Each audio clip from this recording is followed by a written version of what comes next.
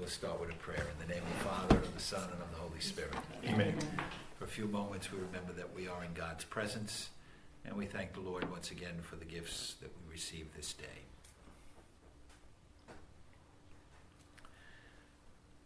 Pray for all of those people who are still suffering because of the hurricanes and earthquakes.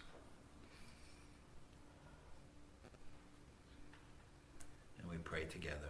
Glory be to the Father, and to the Son, and to the Holy Spirit, as it was in the beginning, is now, and ever shall be, world without end. Amen. In the name of the Father, and of the Son, and of the Holy Spirit. Amen. Father Stephen had the two classes, and I have now the next two for this Saturday and for next Saturday. He went over with you probably morality in the big sense, that even if you were not a Catholic or a Christian, these are the things that you'd be able to figure out just using reason and putting together your experiences and just the fact that we are human and how we would want to act with one another.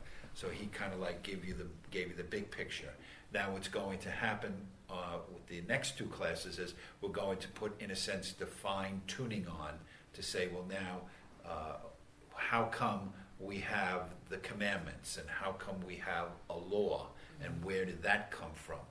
And that's the next two subjects that we're going to have. So today I'm going to give you an introduction to the commandments, and then the commandments 1, 2, 3, and then next week it'll be 4, 5, 6, 7, 8, 9, 10. Okay? Picture that maybe you've seen before from the movies, the tablets, 2 tablets. And on one tablet, you have 1, 2, 3 Roman numbers, and then on the other tablet, you have 4 to 10 Roman numbers. So that's the picture that we can use to help us to understand the 10 Commandments. Okay? And maybe by next week, we'll have some markers so I can put some notes up on the board. Don't know. Oh, don't know. Now, yes. So what I'm going to talk about today is in the Catechism, Numbers 2052 to 2195, 2052 to 2195. That's the section of the Catechism that I will be covering today in reference to the commandments. Okay, 2052 to 2195. Okay. Now, if you go back and remember the first book of the Bible, the book of Genesis, most of the stories in the book of Genesis concern individual people. So you have the stories about Adam and Eve, you have the story of Noah and his family, you have the story of Abraham, his son Isaac, then Jacob, and then you have the stories about Joseph and his brothers, and then also moving into Egypt. So most of the stories in the first book of the Bible, Genesis, they are stories about individuals and God's relationship with that particular individual.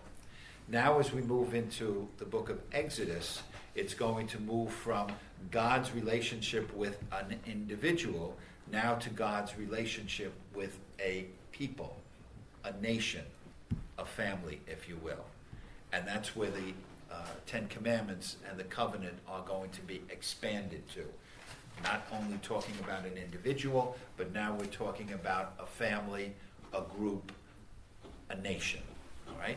So the second book of the Bible, Exodus, tells the story of the chosen people of God.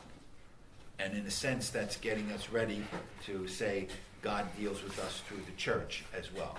God deals with us as individuals, of course, but now he's dealing with the Jewish people, the chosen people, as his people. So we move from individuals and his relationship with an individual to his relationship with a chosen people, a group. And you can say that a nation is born in the second book of the Bible, the book of Exodus. There is what we call a group consciousness, that the group is beginning to realize that as a people, they have been selected and chosen by God to live in a particular way, different from the people who were their neighbors, different than the pagans, different than the other people who were in Israel and in Palestine. So they're beginning to put the fine-tuning on themselves to understand that they are called to live in a different kind of way. And so we have the Exodus as kind of the unifying core experience of the people. And they are always referring back to the Exodus when they were individuals in Egypt, now being called out of Egypt, led by Moses to become the chosen people of God. So they are always referring back to Exodus in their psalms and in their prayers and in their celebrations, especially of the Passover. We do that in many, many ways when we go back, for example, to the beginning of the United States, where we go back to things like the Declaration of Independence, the American Revolution. That's what formed us. That's what brought us together. The ratification of the United States, the Articles of Confederation, and all those things that are part of our history. That's where we go back to and say that's where it all started, and that's how we became the United States. That's how we became the American people. So it's similar that they're going to refer always back to the Exodus as kind of the foundation for themselves as a people. They have a single form of government, and it's called a theocracy, meaning God is the boss. All right? Now, the Muslims have a similar kind of approach, that Allah is the boss. And in the Quran, he kind of left them all of their rules and regulations.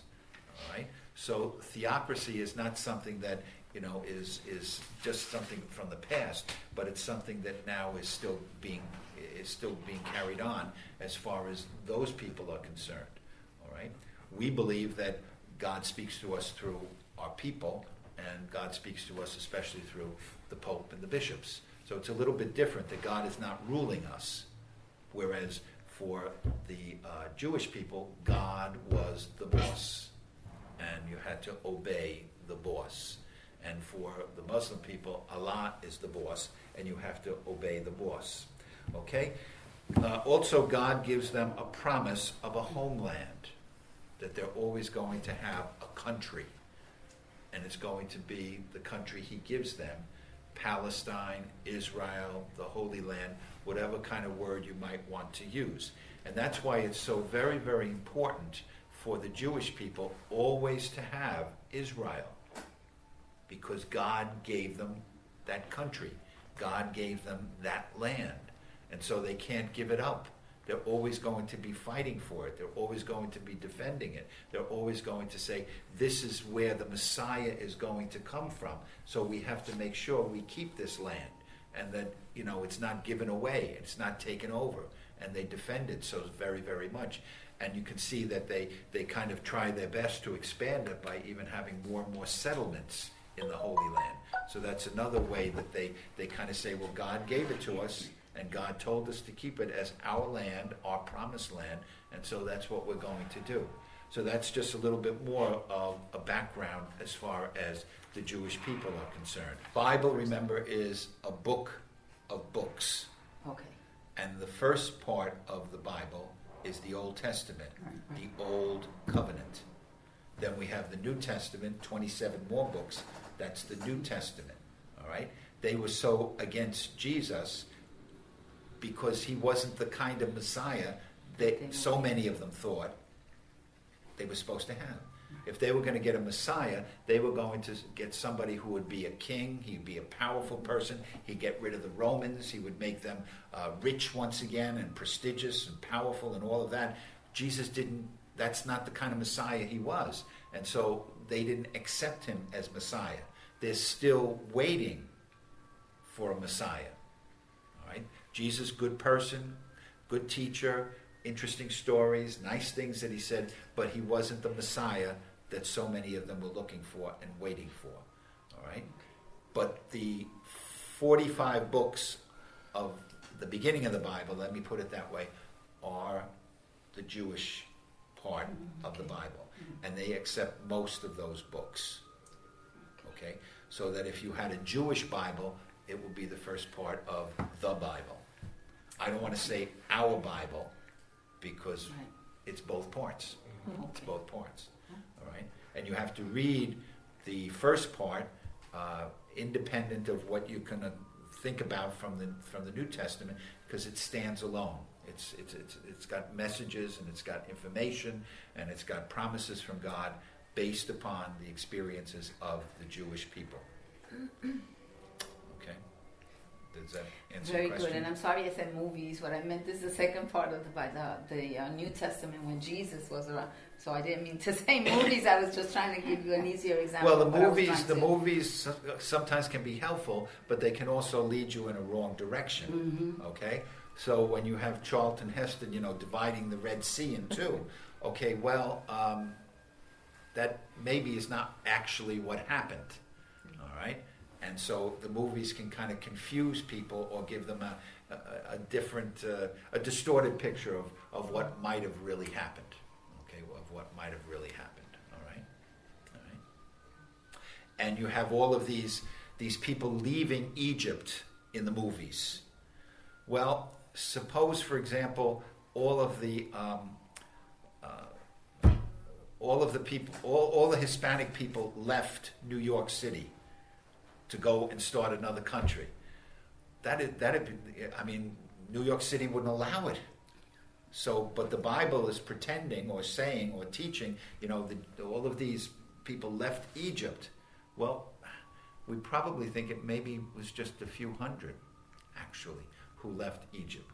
Because if all of these thousands and thousands of Jews left who are building pyramids or whatever we are thinking they were going to build, the Egyptians wouldn't have allowed that.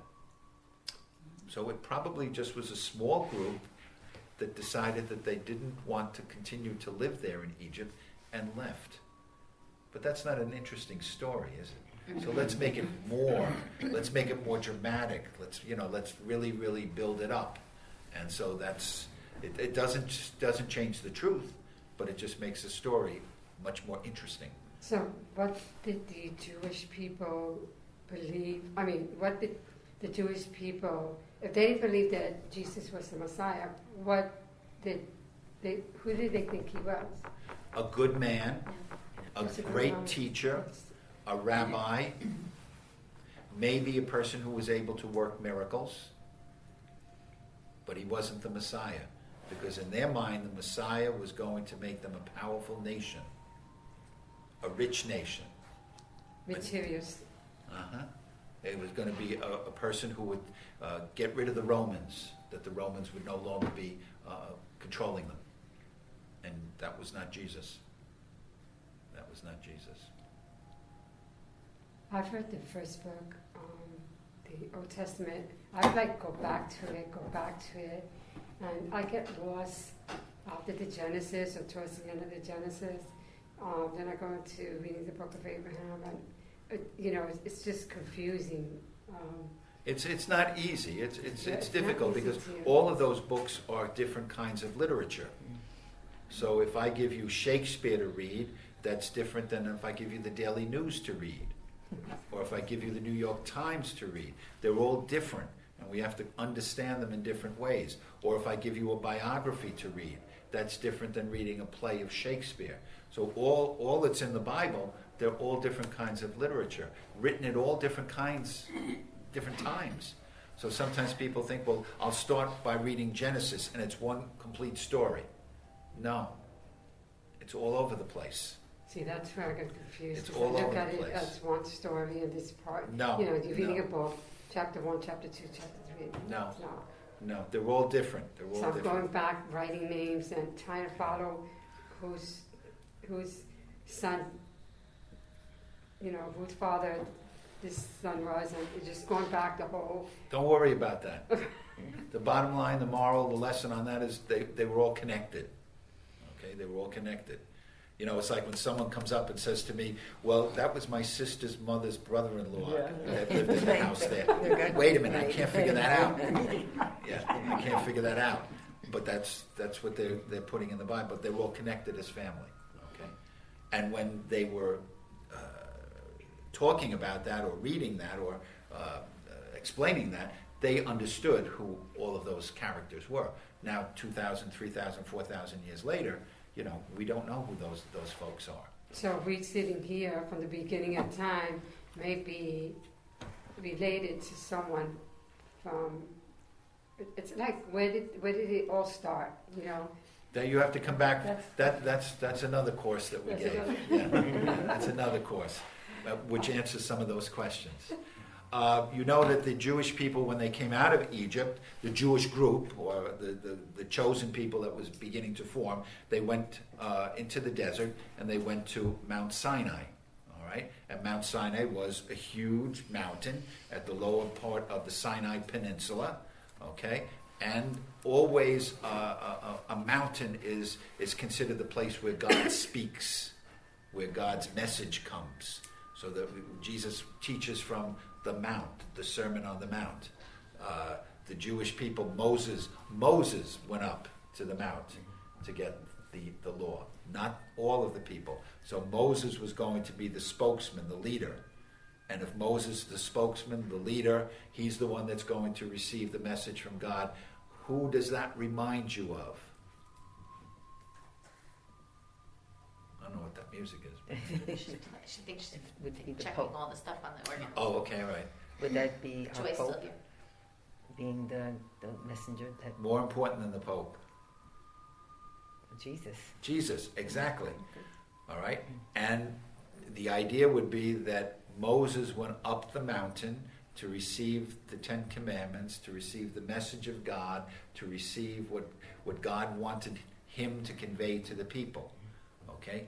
Now, in the New Testament, Jesus is the one. So, Jesus is the Word. Moses received the Word, but Jesus is the Word. All right? So you can see how it has developed. But he goes up to the mountain to pray. He goes up to the mountain for the Sermon on the Mount. Okay, he goes up for the Transfiguration on the Mount, Mount Tabor. And also he goes up to Jerusalem. Okay, if you ever go to Jerusalem, you go up to Jerusalem, the Mount Zion. Okay, which commercial. I'm trying to get another trip to the Holy Land organized for July. So I'll have that information maybe for you. But again, that's the whole idea of the Mount. That's where God speaks. All right. Now God doesn't need a Moses because Jesus is the Word, the absolute Word. Okay. So the part of the commandments is in Exodus chapters 19 to 24. 19 to 24. That's where God makes his covenant with a new nation, not individual people, but with a new nation, the chosen people, the Jewish nation. What's another name for the Ten Commandments?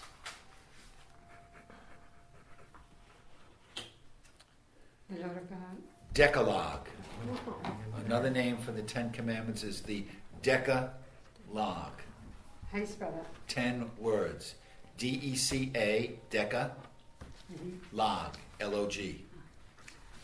Decalogue. I added U-E. You can, that's like the English way of spelling it. Okay, Decalogue. You're fancy. 10 words, 10 commandments. Monologue, 1 word. So some of these crazy shows begin with a monologue. Judge Janine, her monologue, right? Hannity, his monologue, okay? 1 word. What's a dialogue? 2 people, a conversation between 2 people. So the Decalogue is 10 words. Monologue is 1 word. Dialogue is 2 words. Okay? All right. Trilogy is 3 words. So you can see how it all works together and helps us to understand our language. 10 Commandments, basic laws. Basic laws. Okay? And on Mount Sinai, when Moses received the 10 Commandments, the Decalogue, he received it in clouds and in rain and in thunderstorms and in wind, because those were all signs of God. All right? Those were all signs of God, speaking, acting, saying this is important. So we send out lightning, we send out thunder, we send out rain. All right? It's not just going to be a beautiful day where you go up there and enjoy the view.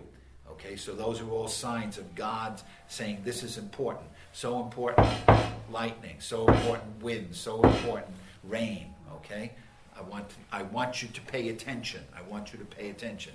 And it realizes that God says to Moses, take these words, my words, to the people. Because my words are now for the people, for the nation. It's not just for you, Mo and I. It's for all of us as a group, okay? And when you read Exodus 19 to 24, God cuts a deal. That's where we get that phrase from. I cut a deal. To cut a deal means you take the animal, you cut it in half, and you walk through it. Because if you don't keep the deal, that's what's going to happen to you. They're going to cut you in half. So when you cut a deal, very serious. Very serious. But that's where the understanding and the meaning of the phrase, we cut a deal. All right? And God passed through the animal that was cut. And if God is God, God always has to live up to the deal. Because God can't lie. God can't go backwards. God can't look for a loophole. God has to fulfill the deal. We, on the other hand, we're not always the greatest at keeping our part of the bargain. Okay? We'll cut the deal, but then a lot of times we're not going to live up to the deal. But God always has to live up to the deal. Unfortunately, that's the nature of God. Always faithful, always true, always honest. Okay? Always loving. Now, a lot of times people say, well, the commandments, yeah, they're a pain. All of these rules, we have to keep these 10 commandments. That's one way of looking at it. Look at it a different way. Look at the commandments as a gift that you're being given to help us to order our lives, to help us to make society better, to help us to know how we should act, when we should act, what we can expect of each other. So if we look at it as a gift, that kind of changes our perspective on the commandments. Or look at the commandments as a cake recipe. If you follow the recipe, you're going to get a cake. Well, I don't think I'll put that much flour in. Okay, you're taking a chance. It may not come out perfect. Or I think I'll substitute artificial sugar for real sugar. Okay, but maybe it's not going to taste the same. So if we follow the recipe, even though there's a quarter teaspoon, an eighth, a pinch, whatever the thing is, it's a pain in the neck. Well, usually we're guaranteed success if we follow the recipe. Or look at the commandments as a GPS. GPS on the car. If you follow the directions and the person speaking to you, you usually get to your destination. I'm glad you said usually. Successfully. Well, they don't always know where there's detours and everything, okay? But usually if you follow the GPS, you get to your destination, okay? Then when we don't follow the GPS, the voice comes back and recalibrates us to kind of say, okay, you missed the right, but now if you take 2 lefts and 1 other right, you'll get back to the road again. Now for us, we don't always follow the GPS. We have to recalibrate. What's our way of recalibrating in life? Penance. Penance, exactly. So you go to confession and you kind of say, okay, I didn't follow what I should have followed. I'm sorry about that. Get me back on the right road. Get me back to the route that I need to do. Okay? So you can use those kind of examples with the students to try to explain the commandments as a gift, as a recipe for life, or as a way of getting from point A to point B. All right? 10 Commandments. Tomorrow's gospel, or tonight's gospel, they asked Jesus, what is the greatest commandment? Because there were 613 laws in the Jewish religion. And in order to be a good Jew, you were supposed to follow 613 laws. So they were always looking to kind of say, well, if we're going to put these in order, what's the most important? What's the greatest? And Jesus says, the greatest is love God and love your neighbor, both of which are in the Old Testament, in the scriptures. One is in Exodus, the other one is in Leviticus. But he was the first one who put them together and said, the great commandment is love of God and love of neighbor. So the first 3 commandments are commandments about loving God. And then the other 7 are the commandments about loving neighbor. And that's why the picture of the 2 tablets can be very helpful to help us to understand this is the big picture, the great commandment. Love of God and love of neighbor. And, people will say, well, leave me alone. I just want to go to church. I just want to say my prayers. I just want an hour without, hearing about people's needs or the poor or the needy or the homeless or whatever. I just want to pray to God. Okay, well, that's only one tablet. And then there are other people who say, I don't want to be bothered with God. I don't want to be bothered with church. I just want to help people. I want to be kind to people. I just want to, and they're leaving out the other part, the love of God. So he combined the 2 of them by saying the great commandment is love of God and love of neighbor. And all the other ones, they kind of fall into place, or you don't even have to know them because they're either under loving God or they're under loving neighbor, the other 613. And it was always a debate that they were having among the Jewish people with their teachers, with their rabbi. They wanted to know, well, which do you think is the greatest commandment? You're a rabbi, you're smart, you studied, what's your take on this? So it was not a question that was unusual. In tomorrow's gospel, they want to catch Jesus. That's really what they want to do. But that kind of a discussion was not an unusual discussion for them to have with disciples and with teachers, with rabbis. They just wanted to know where you were coming from. All right? Now, the order of the 10 commandments that we have now, that we're teaching the children, that was put into place by St. Augustine in about the 5th century. Okay? It's not exactly the order that's in the Bible, but it has come down to us as the way we present it, as the way we teach it. It goes back to St. Augustine and when he was teaching. Okay? The 10 commandments are found in the Bible in the book of Exodus, chapter 20. That's verses 1 to 17. Book of Exodus, chapter 20, verses 1 to 17. And then again in the book Deuteronomy, in chapter 5, verses 6 to 21. Do you remember what the word Deuteronomy means? It means the second law. In other words, you find it in Exodus, but it's so important, we're going to say it again in Deuteronomy, the second law. So a lot of what you find in Exodus is repeated in the book of Deuteronomy, the second law. In case you missed part 1, Exodus, we're going to give it to you again in part 2, Deuteronomy. All right? The commandments, we say, are of divine origin. They are given by God to the chosen people through Moses. And it's basically saying, I, God, this is the way I want you to live. I, God, I want you to be different than the pagans. I, God, I'm giving you the recipe, the GPS of how to get through life. I'm giving you a gift. And the response should be, thank you. But often enough the response is, oh no, not more rules. Okay? Often enough, that's our response. Okay? Or we say, well, I think I like 1, 2, 3. I'm not too sure about 4. I think I'll take 6 and 7. No, it's a package. It's a package. All right? And the commandments are what we call apodictic law. They're absolutes.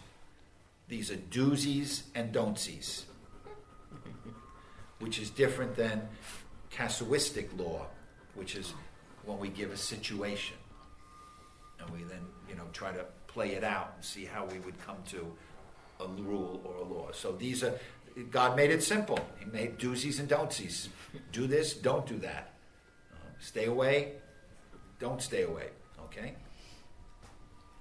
The Ten Commandments, we also believe, could be figured out by our human reason. That if we left you here in a room long enough, you'd come up with 10 commandments by your human reason, even if God was not giving us the gift of the 10 commandments. Right? And that's why, in so many instances, our laws are based on the 10 commandments. It's not because we want to favor the Christian religion or we want to favor the Jewish religion. It's because we're saying this is human. This is what all people should be doing. This is what all people should be living. This is a formula for order in the world, for our society. And, the issues about, well, we don't want the 10 commandments in a public building, give it up. Give it up. We're not saying that we want the 10 commandments because it's in the Bible or because it's Jewish or because it's Christian. It's human. And it's helping us, especially in a court, to kind of say how we should live our lives and how we should treat each other. So, that's something that, you'd be able to say to people, well, if you just thought about it, it has nothing to do with your religion. It just has to do with living a good life, living in a good way, okay? Jesus refers to the commandments in the Sermon on the Mount. So if you look at Matthew 5-7 in the New Testament, Jesus is referring back to the Old Testament. But it's interesting what he says in the Sermon on the Mount. He said, "You have heard it said, you shall not commit adultery. But I'm saying, don't even lust." He's making it more difficult. He's making it more challenging. He's kind of like saying, okay, it looks like you're not doing anything wrong to everybody else, but what's really in your heart? What's really in your mind? Would you do it if you could get away with it? And Jesus is saying, if that's what's in your heart, if that's what's in your thought, that's a problem too. You have heard it said, but now I say to you, and he's making it more challenging, more difficult to follow the 10 Commandments. Okay? So he says, you've heard it said in the Old Testament, no murder. But I'm saying to you, not even hatred. Now, you may not murder somebody, but you may hate them. Okay? No oaths. You've heard it said, you shall not bear false witness. I'm saying to you, everything that comes out of your mouth should be truth. You don't need to take an oath. Okay? And as I mentioned, no acts of lust or desire. But I'm saying to you now, not even your thoughts. Not even your thoughts. And we talk about that in our theology, about, a pure mind, pure thoughts, purity. Okay? It's a challenge. And, every time you put on the TV, every time you look at a billboard, what does a lady with very little clothes on have to do with selling a car? Or any of the other examples that we could have. It's very hard. It's very, very hard because all those temptations are out there. All of and they got you. They know you're not going to do something, but they know they got your interest. They got your thoughts. All right. So that's advertising. Okay. Jesus came to fulfill, not to destroy, the Old Testament. Jesus came to fulfill, not to destroy the Old Testament. All right. In the Old Testament, Moses delivered the commandments of God to the chosen people. Now in the New Testament, Sermon on the Mount, the disciples are expected to deliver the message of God. It's so very clear because Jesus is the Word talking. Now you disciples, you go out and deliver the Word. My Word, says Jesus. I am the way and the truth and the life. Okay? In the Old Testament, God spoke from the mountaintop. In the New Testament, Jesus speaks from the mount. Okay? He is the Word made flesh. Okay? Word made flesh. And just as God in the Old Testament was getting very personal with Moses and the chosen people, he couldn't get more personal than Jesus, the person, both human and divine. Couldn't get any closer to us than having Jesus as one of us, like us in all things but sin. Sometimes we talk about the ark, and it's not the Indiana Jones ark movie. The ark was like our tabernacle. All right? It was supposed to be a sign of God's presence among the people. And as you read the Old Testament, they take the ark into battle. Because if I take God's presence into battle, I'm probably going to win. And you read in the Old Testament, there are times when the ark was captured, okay, by the enemy. In the ark, nobody's really sure, but tradition tells us that in the ark there was a container that had the manna from the desert, God's special gift. The rod that Aaron used to split the rock to get water, that was, traditionally in the ark. And the 2 tablets of the law that Moses was given on Mount Sinai, traditionally was in the ark. All signs of God's presence being carried with the people in the good times and in the bad, and then finally being put into the temple. And on top of the ark, there was no image, because you can't make an image of God. But in the ark were these signs of God, of God's presence. Okay? Where is the ark? That's where Indiana Jones comes in. Nobody knows where the ark is or what happened to the ark. The temple got destroyed, so presumption is that the ark got destroyed as well. And the ark, in a sense, became a portable temple, so that wherever it was, God was there with the people. So they really didn't need to build a huge temple. They really didn't need to have this grand building, because God's presence was symbolized by the ark. And Mary is often called the ark, because within her is Jesus. So Mary, Blessed Mother, is often called the ark. Okay? Kind of really a nice title for her. Really. Now, Joan of Arc, that was just her name, Joan of Arc? Arc is a village or a town in France. Oh, okay. Yeah.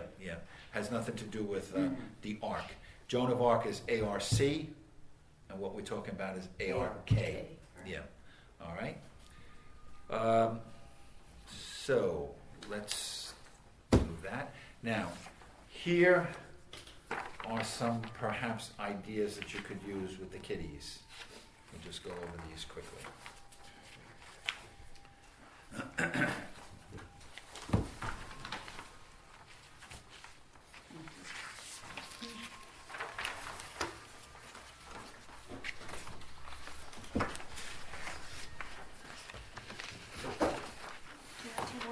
Sure. One more? Just one more. Here's 2. Anything for you, Kristen. Okay. Shiny going. All right? So, things that possibly you could bring into class if you're doing the commandments. God is like a parent. Parents make rules to the children. What 10 rules do your parents have? List them. Okay? Number 2, in order to live together as a family, you need rules. What would happen if you did not have family rules? What rules are helpful to you? What rules would you get rid of? Would you eliminate? Used to be hysterical. I don't want to clean my room. There you go. Forget it with your pet, especially. I don't want All to right. clean my room. I don't want to do what you tell me to do. I'm not going to sleep now. There you go. We are God's family, and so we have family rules. Very simply, the family rules are the 10 Commandments. Okay? Number 4, is it better to write them down and put them on the refrigerator, or just, I know them. When you write them down and put them on the refrigerator, there they are in your face. Right. In your face. You know, it's funny, they have a magnet out, a refrigerator magnet that has the 10 rules of the house. Of the house. Yeah. We might forget them if we don't write them down. We might interpret them differently if we don't write them down. And that might bring confusion in the house. All right? Number 5, remember, this I think is important, if and you should give the children homework, that might be homework that the parents are going to learn from. So that, in a sense, you're not only teaching the children in class, but if you're bringing something home, you might be also teaching the parents, at least to reflect upon it and to think about it. I mean, how much math did many of us learn just by helping our brother or our sister do their math homework? So the same with religion. Maybe the parents are going to learn a little more religion if you give some family homework. All right? Which means, you might have to run off some papers and say this is what you need to bring back next week. But it has some kind of connection with the family. Why do you obey the family rules? Fear? You're going to get punished? You feel guilty? Or do you follow the rules because you respect and you love? Does obedience bring order? Or does it bring chaos to the family? So, they'll figure that out. They'll figure that out, okay? Number 7, whom do you look up to? Why do you respect that person? Do you look up to God, and why? All right? Number 8, what do your parents let you do that you wish they would not let you do? All right. They let me stay up until, 12 o'clock at night. But I wish they wouldn't, because then the next day I can't function. I wish they would make me go to bed, and then have them write their own 10 Commandments. That should be interesting. Yeah, That should exactly. be very interesting. That's Exactly. perfect for you because it's all It's perfect for my class. level. So those are just some ideas. I always like, we're learning this stuff and it's all in the book, but it's got to get practical. It's got to get, we got to make it happen in the class or in the church or in the sermon or whatever. Otherwise it's just book There are knowledge. questions like these in all of the books. Hi, Father Stephen. Um, In the workbook, because I taught level 1 the other day, and if you go off onto the questions that they give you based on like what you're talking about, the kids are like amazing. Do you all use the questions that they put in the books? Yeah. They're so good Yeah. because they cause this other discussion. Like the first grade was adorable. Yeah. They said some amazing things that I had to share with a couple of the moms, and they were like all teary, and like one kid almost made me cry in the middle of class, which I know, tiny tears, I'm always crying, but I mean, this kid was so cute. It's That's just amazing going off of what the comes out of questions there and now. how he's looking at things about like, it was like just helping people and, well, what do you do to celebrate Christmas? And well, we go to church together and then we spend the day together as a family, and it's like, it's so cute. Like, because normally the kids Christmas, we get presents. It's amazing what's in their heads Yeah, that they don't really get to express, and when you ask them these questions, their brains are, like accelerating, and they can't wait to come out with some of these. And you're going to have children that are going to express all of this, immediately.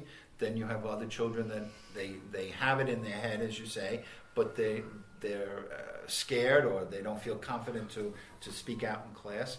But again, you're throwing out these ideas, and these ideas take root in different ways, just like the parable, just like the There's a gospel. lot of children who don't have that family connection, and that comes out too, Right. and you're really feeling. So how it goes. there's some questions that we gave based on the first half of the class for the CCD religious ed classes. So anyway, back to the commandments. Okay, the first commandment: I am the Lord your God. You shall not have strange gods before me. All right. So God says, worship only me. except only me. Not all of the other gods that are in the neighborhood, not all of the pagan gods, not all of the other rituals and the strange ceremonies that are here surrounding us. I am God, except only me. And God is also saying, you can't bottle me up in one of those little statues that they're worshiping here.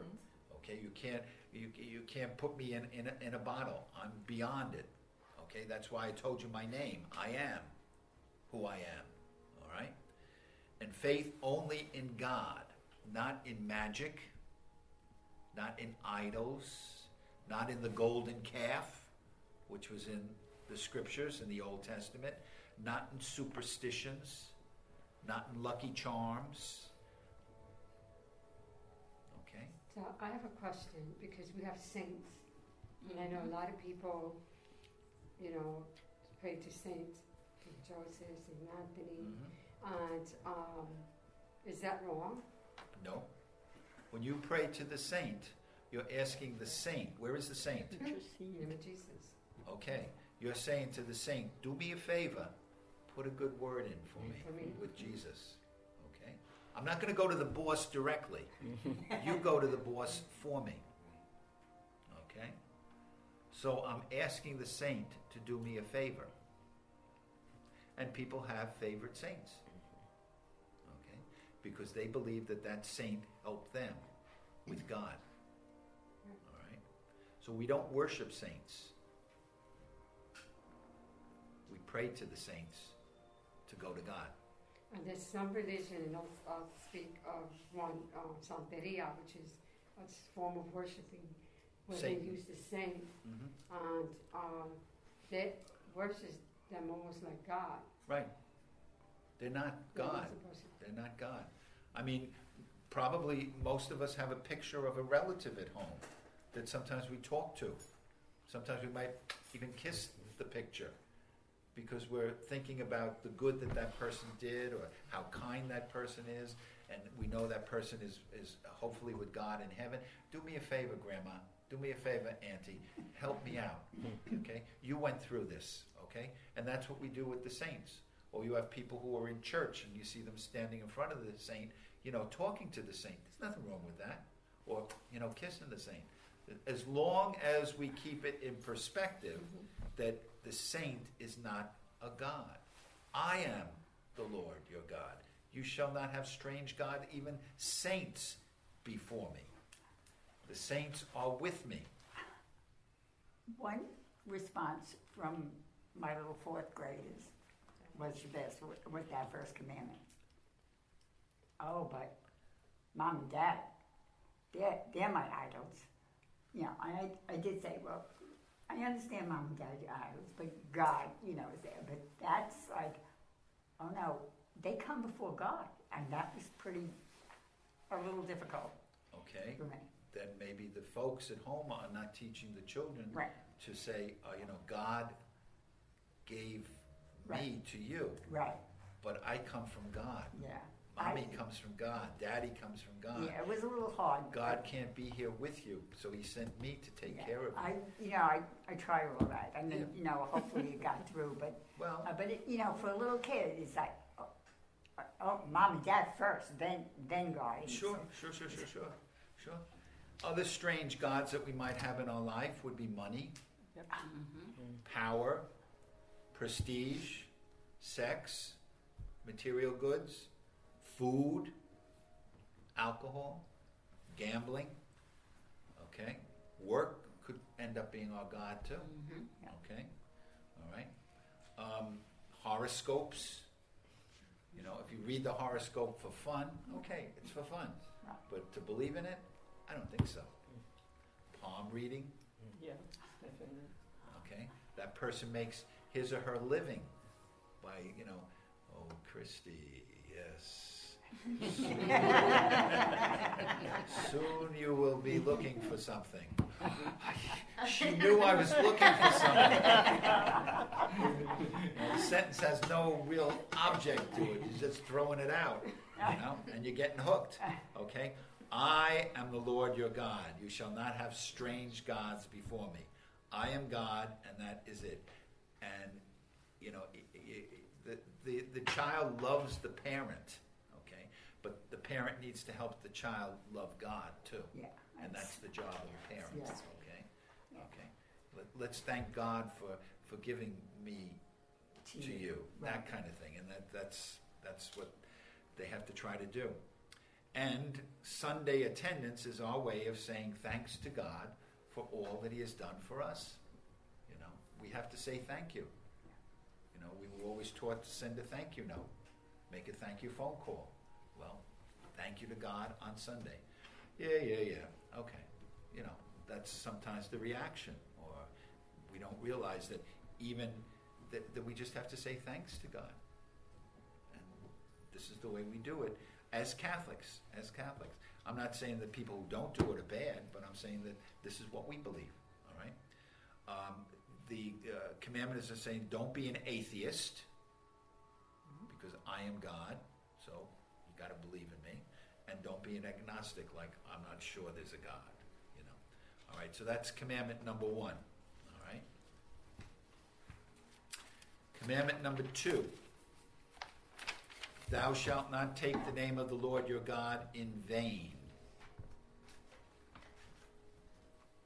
So you have a number of Islamic terrorists who are taking God's name in vain and saying, I kill you in the name of God. They're taking God's name in vain, big time. All right? God says a name is powerful, a name is personal, a name demands respect and reverence. Keep it holy. Keep the name holy. A name, if you're able to call the children in your class by their name, you have a certain control over them.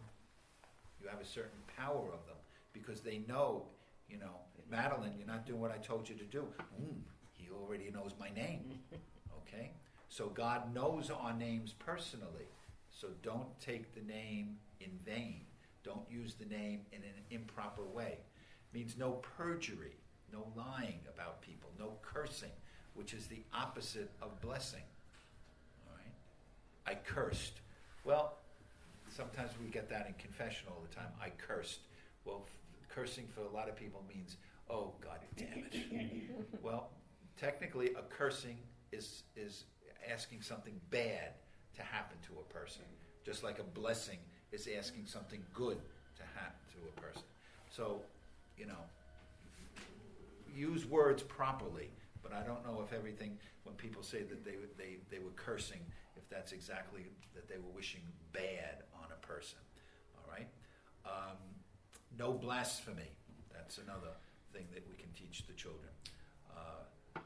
What we say with the sign of the cross is that we are saying everything is going to be in the name of God, the Father, Son, and Holy Spirit. So we should be like God. We should be holy and truthful and positive and uplifting. All right? So don't use our prayers where they shouldn't be used. All right? A baptismal name is an important thing.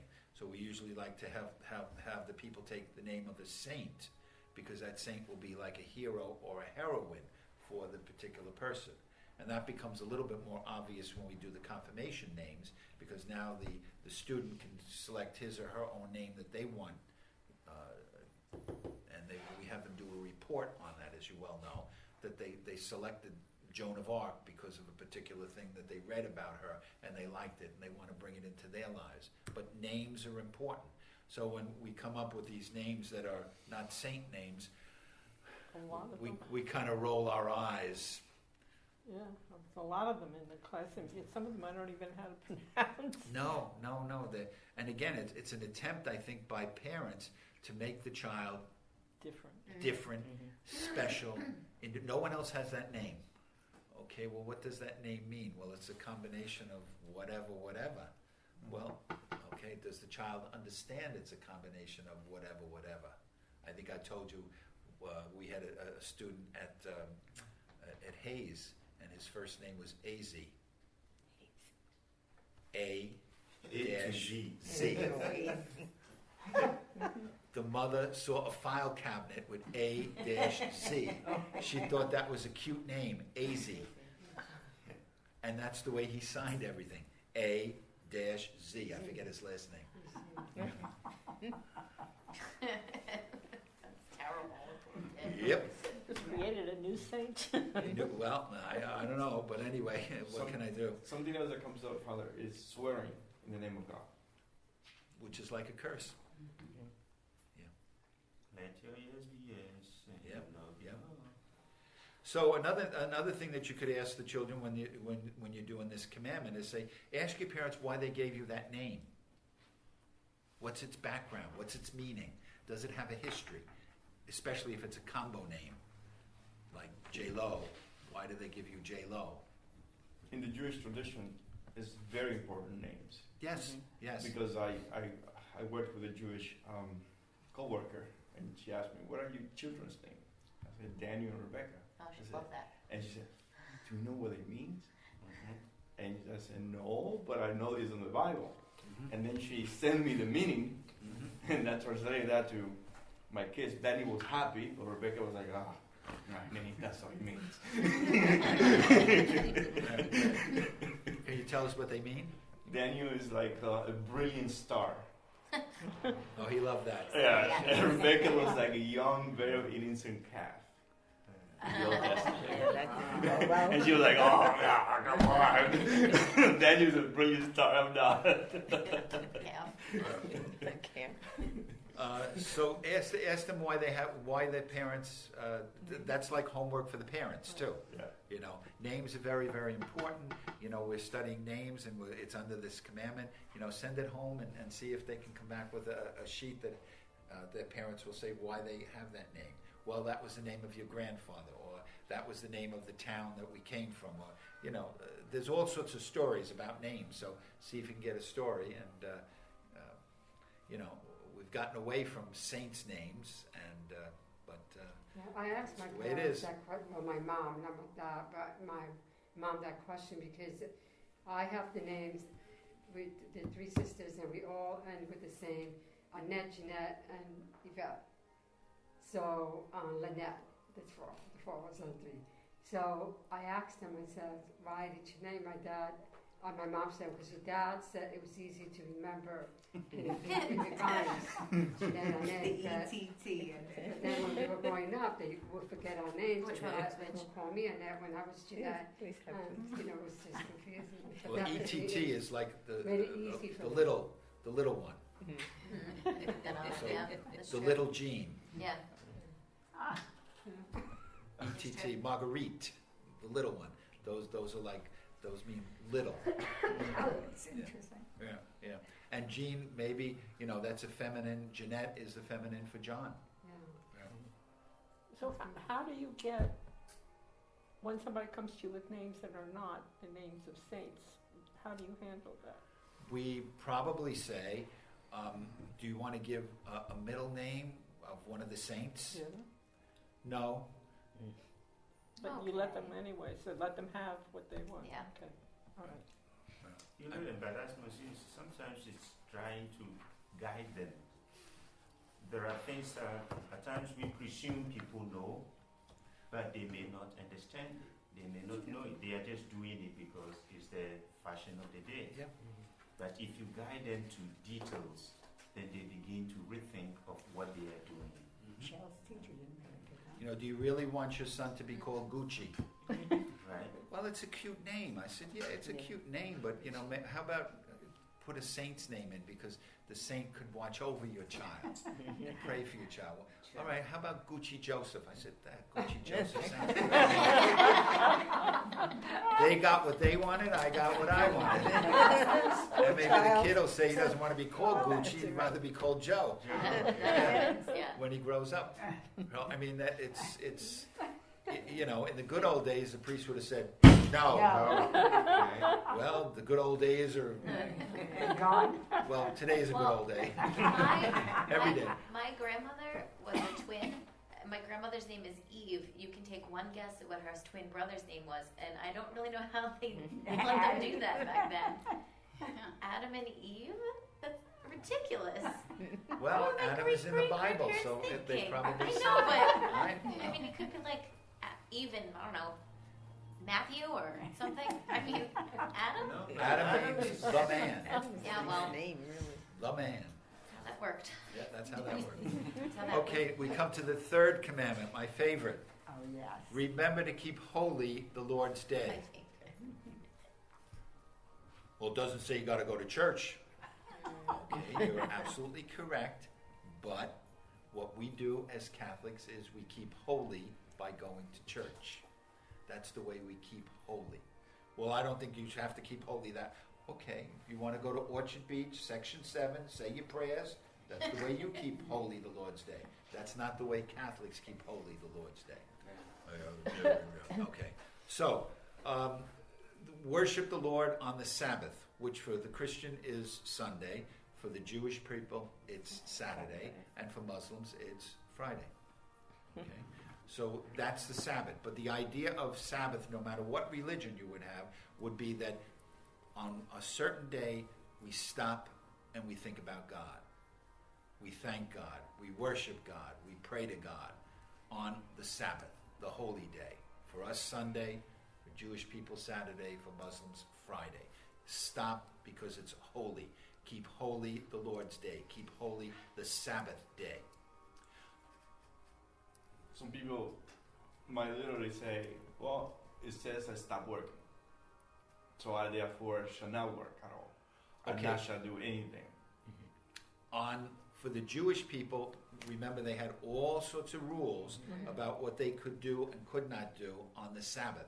And most of it was they could not do. So if they were really like practicing Jews, and some of us know that, they would ask one of us Christians to go in and put the lights on. Right, yeah. Because that was working, the switch, okay? And that was considered work, okay? Holy, the way we interpret it as Christians, is no servile work. So in other words, on Sunday, you really shouldn't be washing the car. That's not necessary.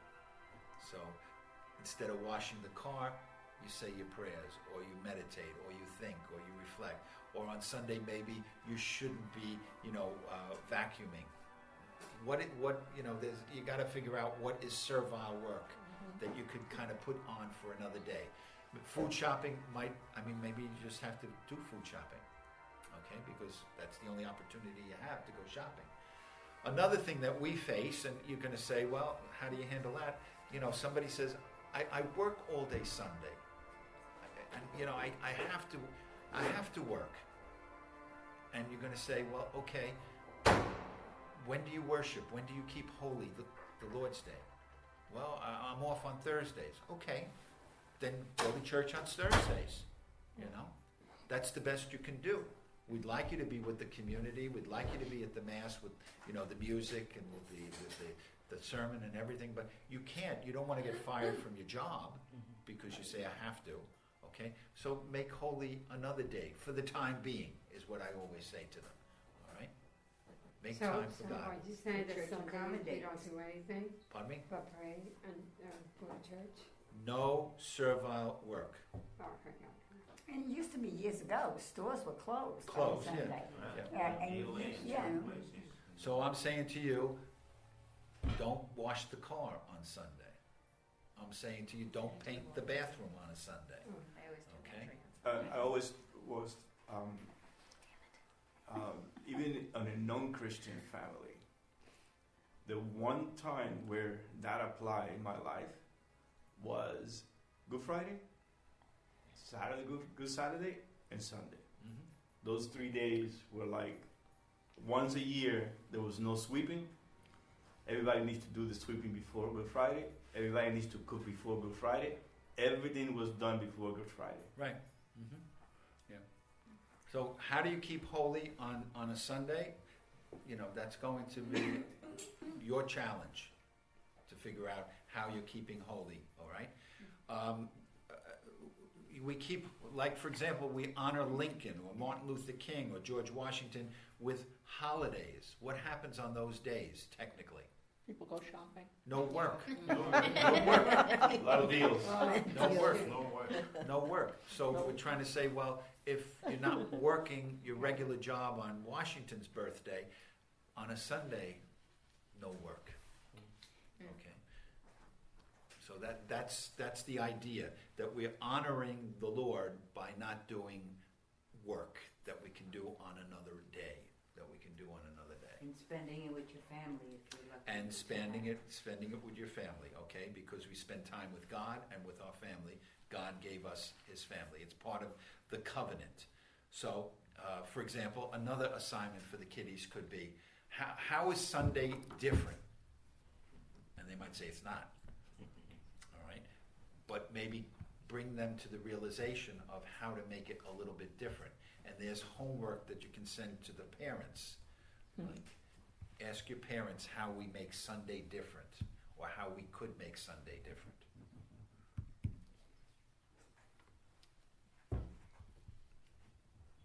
So sometimes for the teenagers, I would give them as their penance, come to church on Sunday with your girlfriend or your boyfriend, and then go out for Dunkin' Donuts. They like the Dunkin' Donuts part. They like getting together with the boyfriend or the girlfriend, and they could live with, if I get 2 out of 3 out of this penance, I'm doing okay. Yeah. I like when you said before the class started to nudge the parent to get up for mass, and if they don't respond, pull the cover back, and if not, then you sprinkle water. What a drink. That makes me sad. That makes me sad in the class when a child would say to me, I want to go to church on Sunday. I asked my mother to bring me to church on Sunday, but they're too busy. Sometimes that's actually true Yeah. because I had to do that with my parents when I was little. Yeah. It is true, and that we hear that in confession, Yeah. because we'll ask the children, did you go to church? No, because no one can bring me. Right. And That's that's the truth. No Right. one can bring them. Yeah, and that's sad. Especially when they, by the time they're ready for confirmation, I think they could come themselves. Exactly. Except So not safety's involved. not necessarily in this neighborhood, because everybody comes by car. Mm-hmm. But I mean, if you're in another kind of neighborhood where you can walk from an apartment building or whatever, yes, but that's what we hear in penance all the Yes, time. so it's kind of sad. It is sad. It is. Including all the service, they want to, but Father Stephen, I can't be, my parents say I can't be altar server because I have 4 sports. That's another thing, yes. Yeah. 4. I mean, is he going to end up in all these Yeah. things? Yeah, it's The kids are not playing for fun anymore. We are always thinking about money. yeah. It's The expression we talked about, the bottom line. Always the bottom line. But now what I'm telling them is, okay, right. Spend 6 days for yourself. Multiply every day by 24 hours. All this is for you. And then give 1 hour for God. How about that? If you bring this equation, is God really being mean? Or you are being But mean? these leagues, let's say that these kids belong to, they should be asked to have the games in the afternoon, or We have kids who can't be in the choir because they're in soccer. Or Right? whatever. It's They But call us. it's not a Catholic league, or it's not a Right. Catholic Right. team. Yeah. The rule here is that the gym cannot be used until after 1 o'clock on a Sunday. So the presumption is, well, they're going to go, at least have the time to go to church before they would go and start basketball practice or a basketball Right. game. But we have no control over the The local. field. That depends on the coach who's Catholic, who is having his game. And he's going to say, well, go Saturday night, which is a possibility. Okay, I think if we had our way of doing things over again, we would not have Saturday night masses, and we wouldn't have Sunday evening masses, because it's Sunday morning when we should be coming together. Saturday night has become like a convenience, or Sunday afternoon has become a convenience. Well, mass is not supposed to be a convenience, but in our society, because people are working so much, maybe it has to be that we have, at least you have the opportunity to come Saturday What evening or about Sunday. people that stay home and just watch the mass on TV? Is that, I have a couple of friends, and they know I come here, they live in the neighborhood, and they're always saying, well, why didn't you call me? Why didn't you call me? I said, well, you have the schedule there. You know the time I go. So they said, oh, well, I stayed home and they watched it on TV. Right. So they're always watching us on TV. Well, now, would you watch a Broadway play on TV, or would you prefer to see it live? No. I'll go to show. Yeah. Live? Yeah, yeah. Well, I think live it- entertainment. Yeah, so it's like always excuses, but they watch on TV. Well, if the person can't get out because they're sick, or they have a Maybe broken sick or leg, something like that. or they're 94 No, years yeah. old and there's ice outside, okay. Right. Right. But to make that your Sunday worship, that's not what we do. Right. We come together as a community, we come together to get to know each other, we come together to pray together, to support each other. I mean, you're not supporting anybody by looking at it on TV. But that's your religion, you know, Orchard Beach is your religion, Section 7. Yeah, but I do think it's very. You like Section 7. I know, he doesn't. He's gonna say. That was my section when I was working. I had to keep that clean. I was a parkie. But it is helpful, the TV mass, for, as you said, Shut-ins. for Right. elderly and for sick Handicapped. people who get really depressed when they no Can't get longer in. come to church because Right, they either right, don't right, have right. somebody to bring them Right. or they can't make it themselves. So they really count on that as being No, there's no question about it, Yeah. and that's why it is a good ministry, but it's not a substitute right. No, I for agree. coming, Right. okay? All right, so that's keep holy the Lord's Day.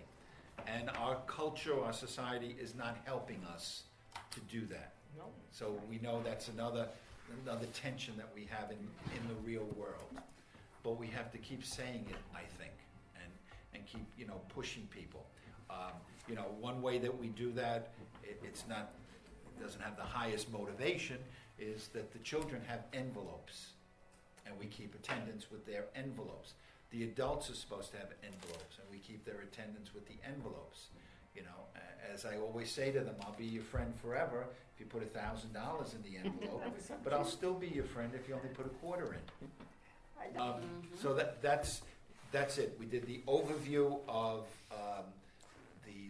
the chosen people now being a chosen people, being given the commandments as a recipe, as a GPS, as a way to follow the 10 Commandments. Then we did the first 3. Next week we're going to do the other that refer to neighbor. We did the ones that refer to God, and then neighbor will be next week's class.